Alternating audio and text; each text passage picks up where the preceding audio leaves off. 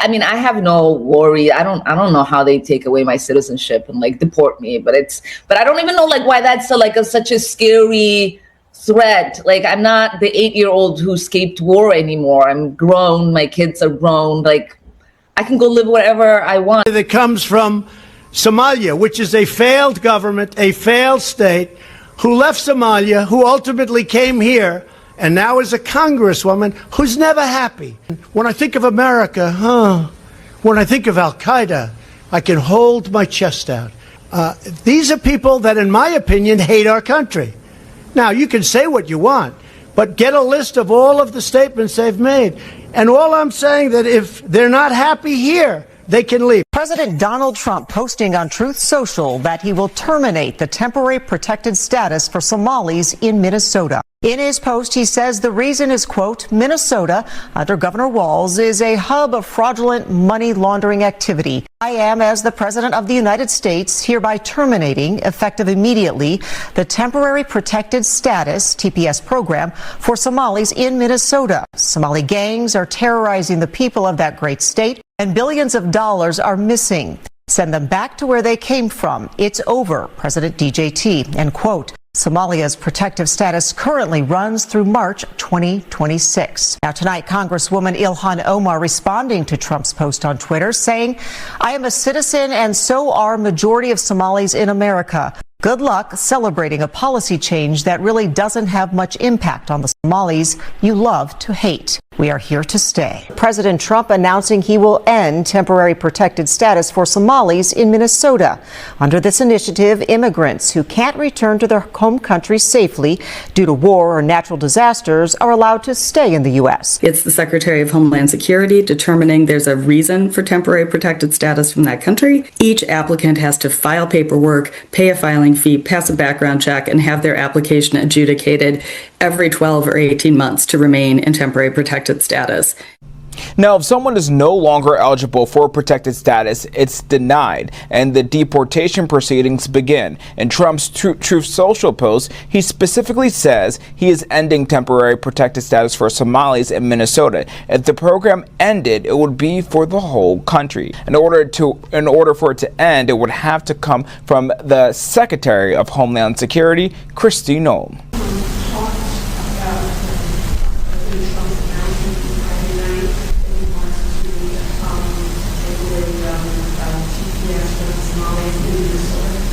Well, TPS is a program that was always meant to be temporary. It's a program that is put in place, and I believe for Somalia over 30 years ago, and will need to be evaluated to make sure that it comes and is always implemented in the process for which it was intended. So that's something that will go forward, and I know that the President wants to bring integrity to our programs and make sure that they're applied appropriately to the individuals and to the countries to which they're supposed to benefit.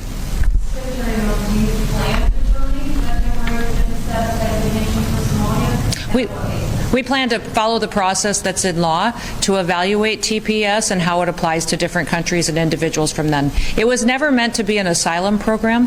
It was always meant to be put in place after an incident or an event on a temporary basis, and that's what the evaluation will be. Yes. Can you tell us why just Minnesota, or the evaluation applies to how the United States of America interacts with the country when it comes to temporary protective status, and so traditionally and according to the law, it gets applied across the country. They knew about it for so long. Why didn't Tim Walz do anything about this?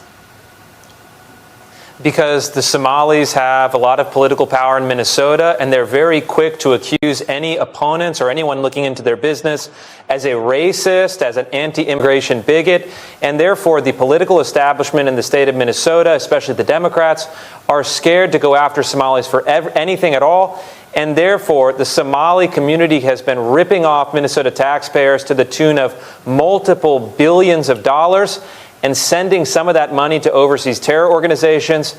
It has to stop.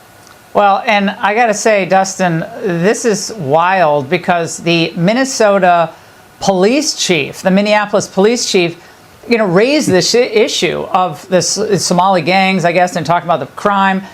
And he basically had to apologize. Yeah, and to your point and what Chris has stated, it all comes down to a lot of the time, people are afraid of being called a racist. This goes all the way back to Omar Fattah, even with Feeding Our Future. When you look back at that time, Tim Walz had the ability to do stop payments on Feeding Our Future before they stole $250 million. Omar Fattah actually ended up going out there publicly and stating that it's because our state government is actually racist. And they ended up vying through that. And if you look at Minnesota in our 2022 election, we actually had 2 statewide seats come within 1 percentage point of actually winning for Republicans. So when we're talking about 100,000 Somalis in the Somali community, but only tens of thousands of votes being the margin of victory for Republicans, that's a voter base you simply don't want to upset. But now what has it gotten to us? We are going back to, 2014 when this all started? Yeah. 2018 is when Walz enters office. But it gets worse. We're not talking about hundreds of millions. We're talking about billions at this point. And whistleblowers within DHS in Minnesota predict that it could exceed $6 billion. And tell us what the most shocking thing you discovered in your reporting. It's just the scale. I mean, this is unprecedented. It's in a massive amount of money. And what I think has to happen now is that the president, the secretary of state have to take a tough look at the temporary protected status or TPS program.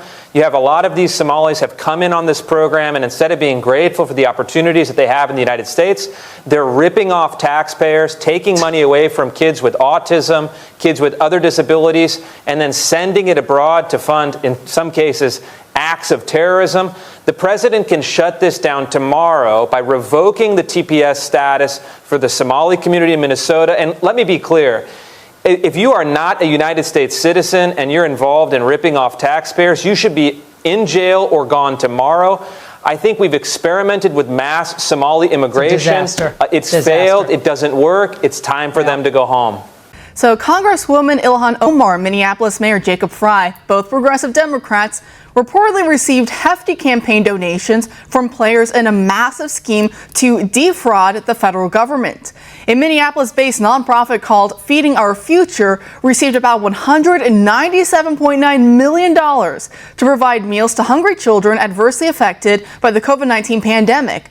But now, an FBI investigation, which included a raid of the nonprofit's headquarters, revealed that essentially none of the money went to feeding kids. Instead, the FBI alleges Feeding Our Future conspired with local businesses within Minneapolis's East African immigrant community to falsify records and to move the money to private accounts. One of the key players in the scheme is Safari Restaurant, a popular Somali eatery in South Minneapolis, which claims on its website to be the only African cuisine in Minnesota. The restaurant was reimbursed $15 million. It says it spent serving 5,000 meals a day to children between May and November of the year 2020.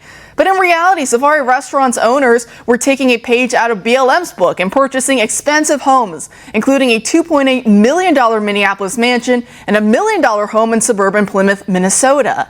Now, Safari Restaurant is a significant donor to Ilhan Omar's campaign, and the restaurant has hosted Omar events such as this election night bash back in 2018 for midterms. Well, the Congresswoman has not responded specifically as regards the Safari Restaurant. However, her team did put out a very generic statement, painting in broad strokes, saying that they're aware that there's some corruption going on, referencing Feeding Our Future, and saying that they're concerned to see how this will develop, but no specifics. So not even any kind of, hint that maybe they might be giving the money back at all? No, there's been no indication that the Omar campaign will return the thousands of dollars it's received from Safari Restaurant this election cycle. Of course, these are all just allegations. The FBI has accused Safari Restaurant of stealing $15 million. Supposedly, Safari is a cash-flowing business, so maybe the money Ilhan got from them was clean, but $15 million is a lot to be accused of stealing by the FBI, and Omar has not addressed her ties to that restaurant specifically. And also in the article, it talks about some of the shell companies, it appears, that I should say is alleged Safari Restaurants who have been creating to kind of hide some of the money, buying mansions and even some expensive vehicles as well, correct? Absolutely. So the owners of Safari Restaurant, there are multiple, have purchased very expensive homes. As you mentioned, a $3 million house in Minneapolis, so basically $1 million house in Plymouth. They also purchased a pickup truck worth in excess of $70,000. And they've been living large. I mean, this was a huge infusion of cash into the pockets of multiple scammers in the Minneapolis area. And Safari is just the tip of the iceberg. As you mentioned, there was over $190 million that was diffused, according to the FBI, mostly into the hands of scammers here in Minneapolis. So there's a lot of people who are eating really good, but unfortunately, those are not the hungry children. I know, and just thinking about Minneapolis in general, I know a lot of money in Ilhan Omar's district, a lot of activists in the area.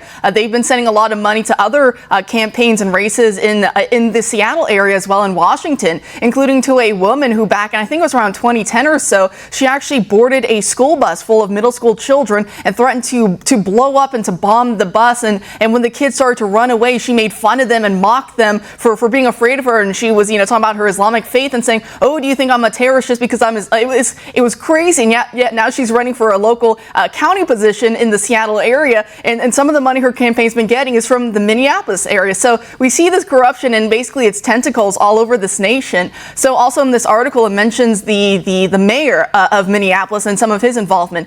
Talk to us about some of those ties as well.